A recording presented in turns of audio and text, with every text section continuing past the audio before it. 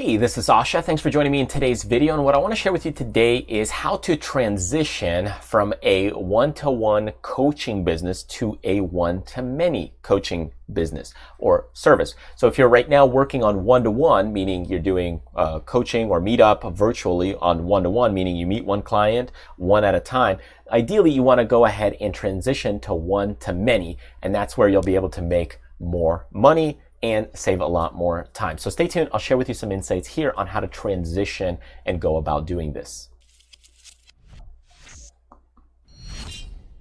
All right, so the objective when we go in and we go from one-to-one to one-to-many is to really save time, make more money, reach out to more people, and really streamline things. I think that's really the best thing you can do when it comes to growing your coaching business, is now that instead of doing one single session and helping out one person, you could go ahead and have one single session and help out maybe 5 people or 10 people or 20 people. Now, yes, I understand that at times you may not be able to go ahead and do that for every business. You might some businesses you might only be able to do like 3 or 4 people at a time for a one-to-many. Other businesses you might do 100 people one-to-many. And keep in mind that people expect a certain price point or a certain level of service. If you're doing, 5 people or 50 people or 500 people, it's a whole different ball game, right? So when you're dealing with a 500-person webinar, you might not be able to charge $5,000 a ticket. But ideally, you do want to transition to a one-to-many, even if you go ahead and have a mix or hybrid. So how do you go about doing this? How do you go about transitioning so that way you could save some time, make more money, and so on? If you're right now already doing one-to-one sessions, how do you go about making the switch? Because it's a little bit more difficult, but in your mind, you have to determine that, hey, I need to switch because I'm running out of time maybe. Maybe you're booked up with some coaching sessions already and you just don't have the time.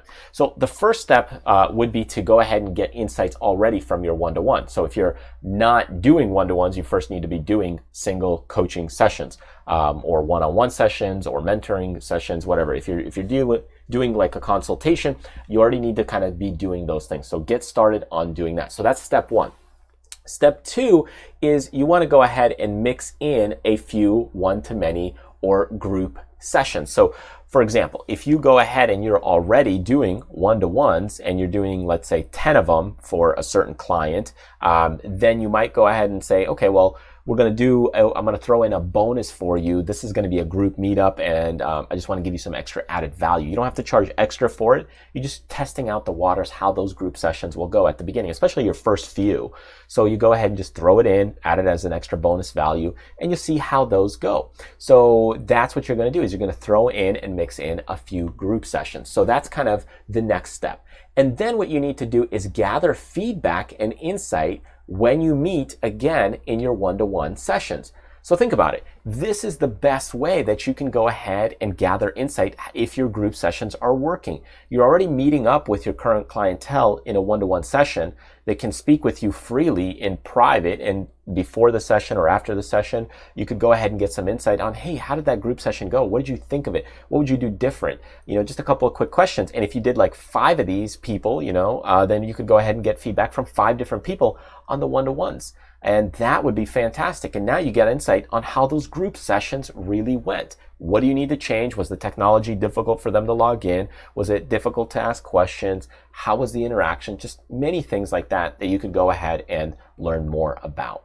Then once you have that, the next step would be advertise that you're doing some group sessions. So start making the transition, and you can finish out your one-to-one clients as they go through the process, or keep them on that kind of plan if you need to. But slowly, what you need to do is advertise the group sessions. And you might do like a 20-80 mix. So in other words, 20% of what you're doing is basically going to be the group sessions, and 80% might be the one-on-one sessions. Okay, so you got a 20-80. 80 is one-on-one, 20% group. After that, what you'll do is transition and invert the mix to maybe more like an 80-20. So once you've done a bunch of those, or enough, then after 6 months or a round or a certain cycle, you might switch it where now it's more group sessions, 80% group and 20% one-on-one for follow-up and follow-up questions. So that now will save you time, where now most of the things you're doing is more in groups. And then finally, towards the end, is basically your full conversion to a one-to-many. So as you could see, that's the approach that you would want to take, is that you're going step by step in transitioning and getting to a certain point and level. Now, in your case, depending on your niche, your industry, and what you're doing, you may decide to only go up to step 5. You may not want to do always one-to-many. You may want to still keep the one-to-ones and the one-to-manys kind of at an 80-20 mix, or maybe you want to just go ahead and keep more one-to-ones and have, so this would be like your one-to-ones are more heavy, whereas here, this is more group heavy. So you have to determine what level of service does your clientele need or want, and what is it that you want to do with that business. Again, I don't know and understand your business. You may decide not to go to a full one-to-many conversion because some people still want to ask questions in private. It's maybe more sensitive.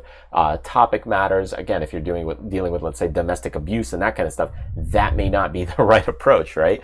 So you have to understand your clientele very well to see, hey, does it make sense to do the one-to-many groups, that kind of stuff, and how do you cater to those customers and make them feel comfortable, welcome, and much more. So my point is that you should be looking towards transitioning to a one-to-many type of group sessions, but what you need to realize and recognize is that you may not need to go to a full one-to-many. You may decide to say, hey, I'm going to do a mix where I'm going to mix in half group, half one-to-one, or I might do like 80% group, 20% one-to-one to make sure people get their questions answered.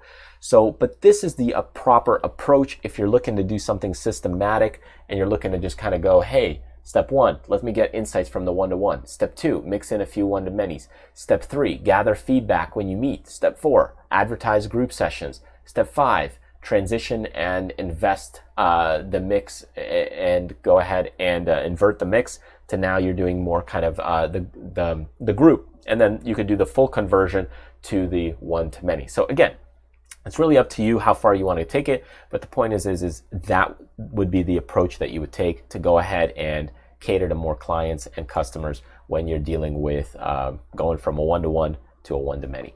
So thanks for joining me in this video. Be sure to check out some of the great freebies that I have available on the website by just clicking the link right over here. And if you're not part of the YouTube channel or haven't joined us on YouTube, go ahead and hit subscribe here, especially if you're checking us out on a podcast and listening in then go ahead and check out the YouTube channel or our website as well.